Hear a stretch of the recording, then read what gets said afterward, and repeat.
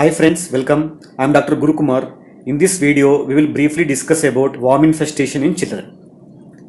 Worm infestation is a major public health problem in India as well as in some developing countries worldwide. It is more commonly seen in children more than 1 year of age. It is not that much common in infants.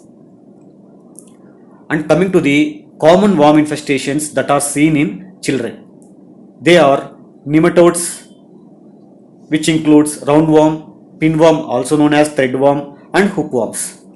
And cystodes include tapeworms. And coming to the common clinical manifestations that are seen in worm infestation, mainly abdominal symptoms are seen like pain abdomen, nausea and vomiting, diarrhea and abdominal distension can be seen. And pica, that means ingestion of non-nutritious substances like chalk piece, eraser, slate pencils, soil, wall paint, etc. It can be seen in worm infestation. Actually, pica is also one of the causes for worm infestation. And worm infestation can cause irritability, sleeplessness in a child. And it is also responsible for the reduced physical and cognitive development in a child. And coming to the roundworm infestation. Roundworm genetic name is Ascaris lumbricoides. It lives in the lumen of jejunum and ileum. It can live up to 2 years in the gut. It is the largest nematode. It is transmitted through fecal-oral route via contaminated food, water and soil and hands and fingers. And specific manifestations of roundworm infestation include Ascaris pneumonia. It will manifest as productive cough, fever and bronchopneumonia. It is also known as Loeffler syndrome.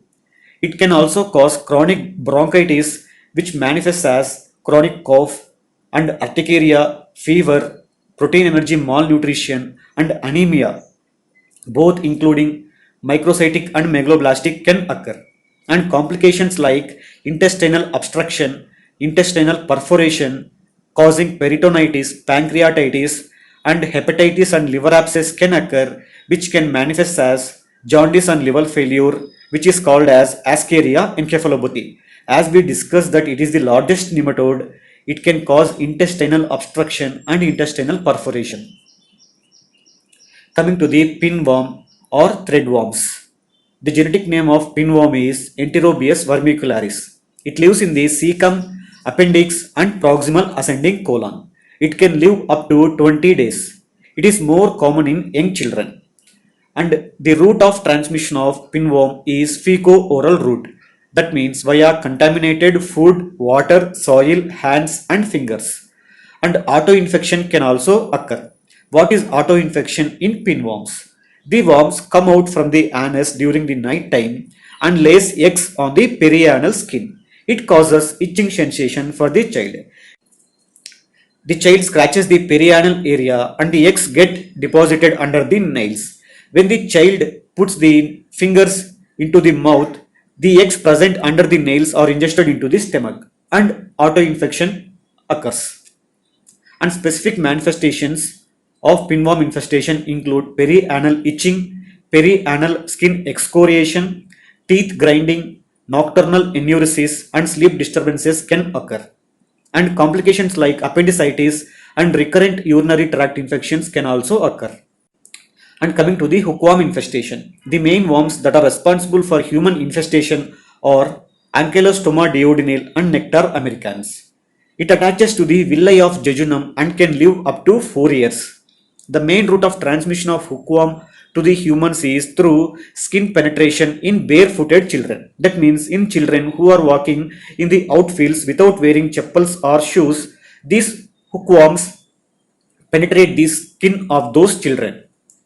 And specific manifestations and complications of hookworm include black stools, perverted taste, constipation, anemia, both microcytic and megaloblastic, and ground itch, that means the itch at the area where the hookworm enters the human body. And bronchitis, bronchopneumonia and Loeffler syndrome can also occur as we discussed in roundworm.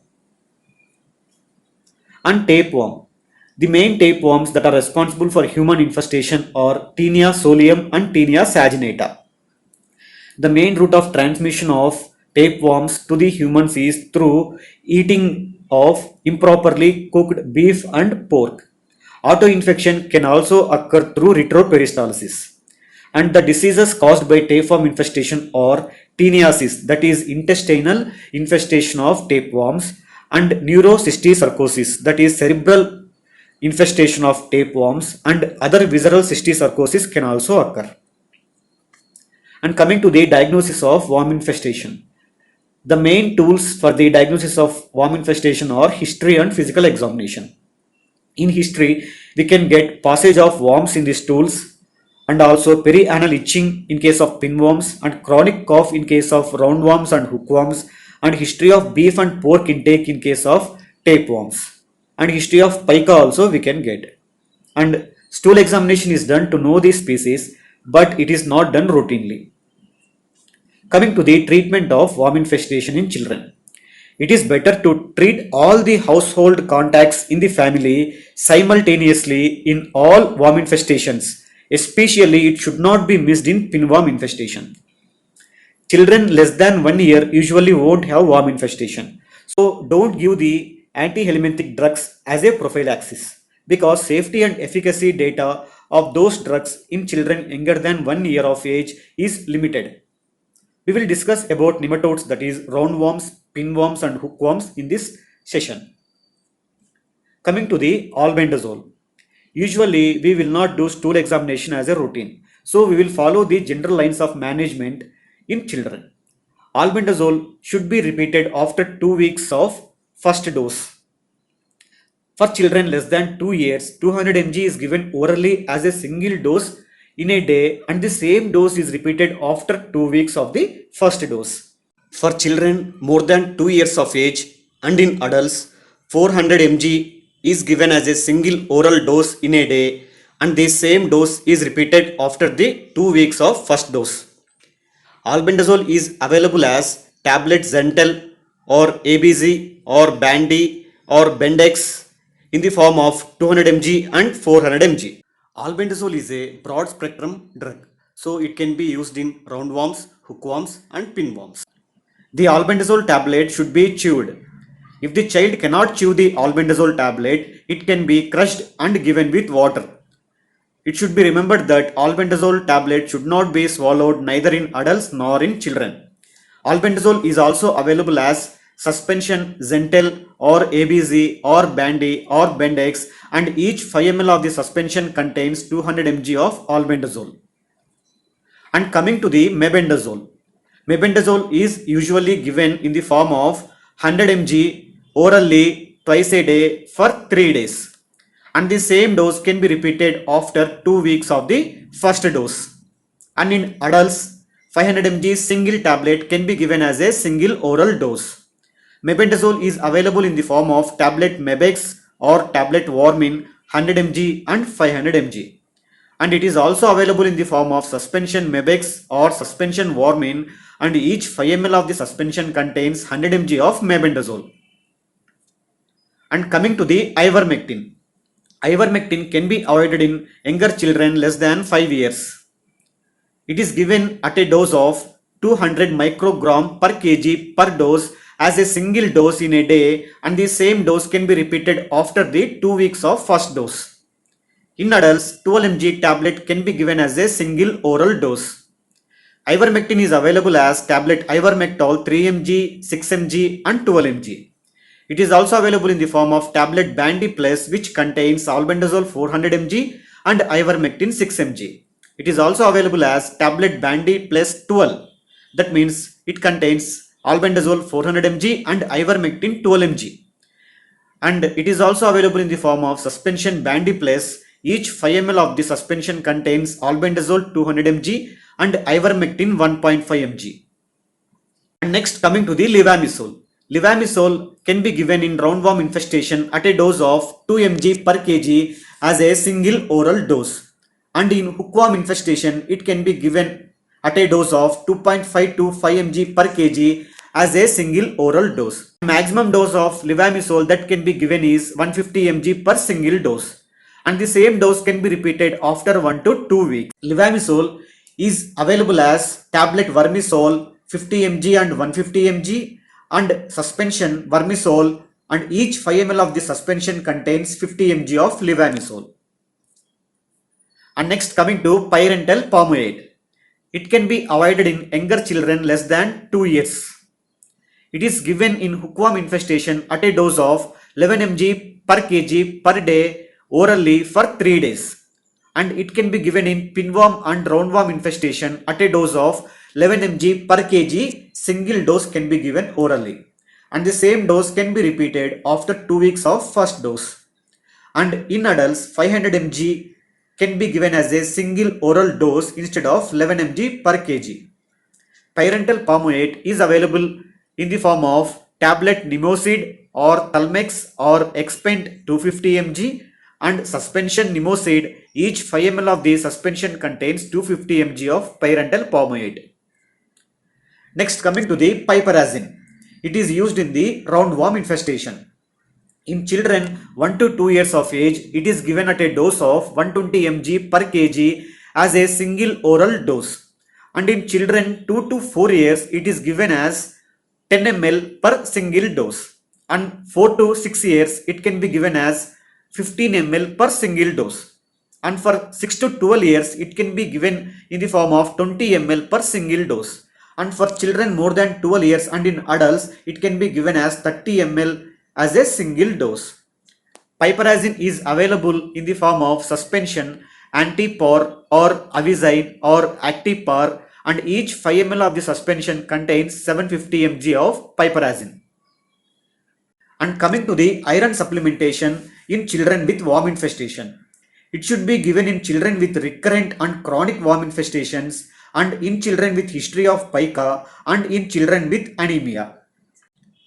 For prophylaxis in children with no clinical anemia, it is given at a dose of 1 to 2 mg per kg of elemental iron. It can be given once in a day, and a maximum of 15 mg per day can be given.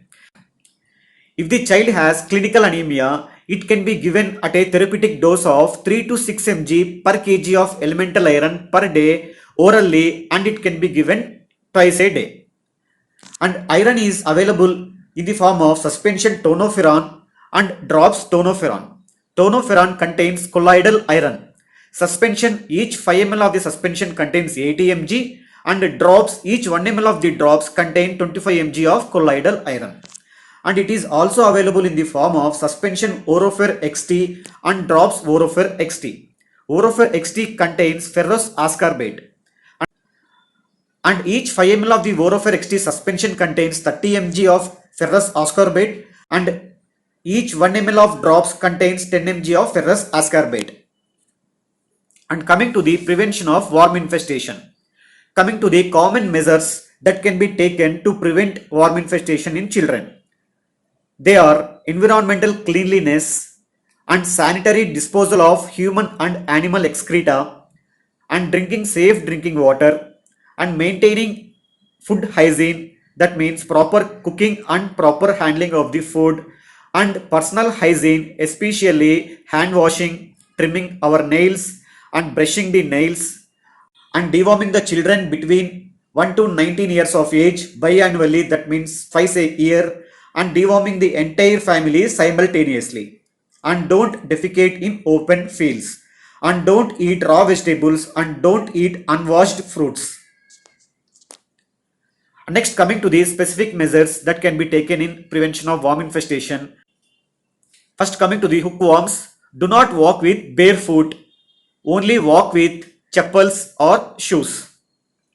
For pinworms, tight pants can be weighed in children. And coming to the National Deworming Day. National Deworming Day aims to deworm all the children between the age group of 1 to 19 years. On this day, all the children mentioned in the above age group are given oral chewable albendazole tablet. If the child cannot chew the tablet, it can be crushed and made into powder and given with water. And mop-up is conducted after 1 week of the National Deworming Day. And it is usually conducted biannually, that means twice in a year, on February 10th and August 10th. Children between age group of 1 to 2 years are given half tablet of albendazole 400 mg orally as a single dose, whereas children more than 2 years of age are given with full tablet of albendazole 400 mg orally as a single dose. And coming to the benefits of deworming, it controls anemia in children and it also improves nutritional uptake of the children. It improves capacity to learn and also improves the concentration of the child. It improves the school attendance of the child, and it also benefits the community by reducing the worms in the environment. So friends, this is something about worm infestation in children. Hope you all understood this topic. Thank you.